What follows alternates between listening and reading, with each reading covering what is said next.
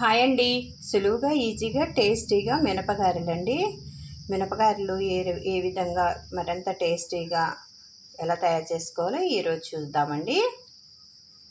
ముందుగా ఒక పావు కేజీ పప్పుని నానబెట్టుకోవాలండి. 2 గంటల ముందు నానిపోయిందండి. ఇట్లా నానిపోయింది. ఇప్పుడు కడిగేసుకొని గ్రైండర్లో వేసేసుకొని మంచిగా రుబ్బేసుకోవాలండి. గారెల పిండి ఏ విధంగా రుబ్బుకోవాలో చూపిస్తా అండి.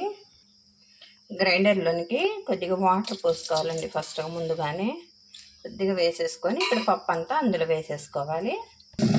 పప్పు అంతా వేసుకొని ఇలా గ్రైండ్ చేసుకోవాలండి. మంచిగా పప్పు అనేది ఇలాగా మంచిగా రుబ్బేసుకున్నామండి.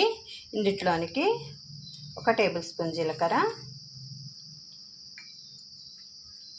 ఒక పెద్ద ఉల్లిపాయ అండి ఇలా కట్ చేసుకొని ఇందులో వేసుకోవాలి. కొద్దిగా కొత్తిమీర, కరివేపాకు,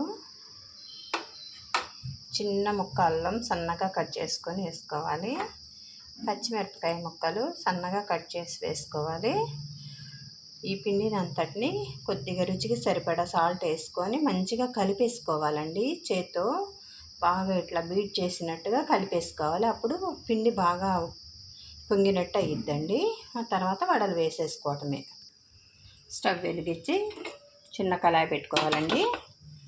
అందులోనికి ఆయిల్ వేసుకోవాలి. ఆయిల్ వేడెక్కిందండి. ఇప్పుడు గారెలు అనేవి వేసేసుకోవాలి. ఇలా వేసేసుకున్నాక తిప్పి కాల్చేసుకోవాలండి. అటు ఇటు తిప్పుకొని సన్న మంట మీద ఇట్లాగా ఉడికించుకోవాలండి. ఇట్లా తిప్పుకుంటూ అలాగే గారెలు అనేవి అన్నీ కూడా వేసేసుకోవాలి.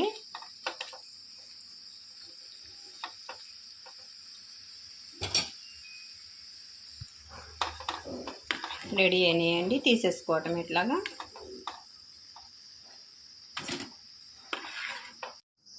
రెడీ అయిపోయినాయండి గారెలు.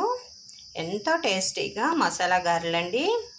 చక్కగా జీలకర్ర ఉల్లిపాయలన్నీ వేసి చేసాం కాబట్టి దీనికి చట్నీ కూడా ఏం అక్కర్లేదండి. అలా కూడా తినేసేయచ్చు.